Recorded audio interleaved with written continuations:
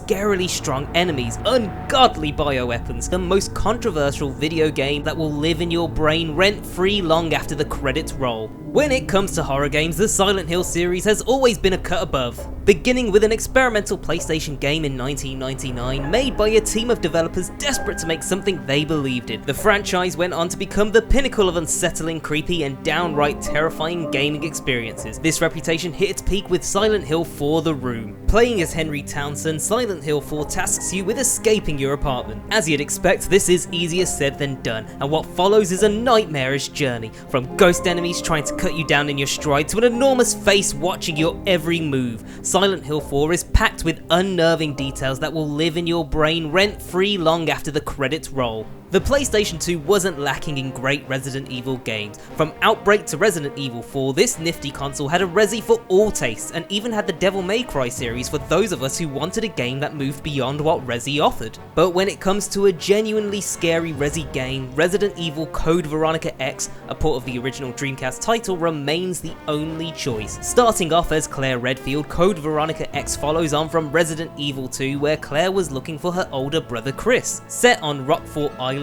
Claire is taken prisoner by Umbrella in a terrifying paramilitary training camp which is overrun by a horde of zombies and a variety of ungodly bioweapons. To make things worse, series villain Albert Wesker returns, and he's even packing superpowers.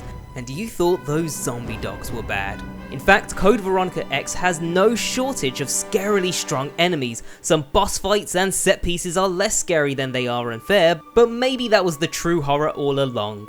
With the help of newcomer Steve Burnside and eventually Chris, Claire escapes captivity and saves the day in typical Resi fashion, i.e. with a big explosion. It's a hugely satisfying ending to a terrifying game. Now give it a remake, Capcom! Rockstar Games' 2003 survival horror Manhunt was quite possibly the most controversial video game in the world back in the day. Normally we'd be able to look back at a game like this now and laugh, but Manhunt isn't so easy to giggle about. Honestly, it was sickeningly scary, and it doesn't feel any easier to handle now. Playing as James Earl Cash, a prisoner sentenced to death, you're sent on a killing spree around the fictional Carcer City. Here you're tasked with eliminating dangerous foes in front of CCTV cameras in sequences that are best not watched by the faint of heart. Even in PS2 graphics, Manhunt is still unbelievably gruesome. Eventually, Cash learns he is in a snuff film and that his family have been murdered by the movie's director Lionel Starkweather. This prompts the player character to hunt down and eventually disembowel Starkweather before the police uncover the snuff film ring. Our boy Cash then mysteriously vanishes as the game ends. Siren, or Forbidden Siren as it was titled for its PAL release, remains one of the scariest games we've ever played. Whether you played it back when it was released in 2004 or pick it up today on the PlayStation Store, there's something about the undead enemies in this game that will haunt you forever. Set in the fictional Japanese town of Hanuda, Forbidden Siren tells the story of 10 survivors of an earthquake. However, as the game develops, it becomes clear there's something more unnatural going on when you're faced with the Shobito, undead foes who you're better off avoiding than tackling head on. Thanks to an in-game psychic ability known as sight jacking, you're able to see through the eyes of the Shobito, making them actually quite useful. The problem is you're completely vulnerable while doing this, so check your surroundings first. With its unique gameplay mechanics, intriguing story, and emphasis on avoiding confrontation, Forbidden Siren cemented itself as a truly memorable game from the PS2 era that will never cease to remind us of what true horror is. Indisputably the scariest PS2 game ever, Silent Hill 2 may just be the most horrifying video game of all time.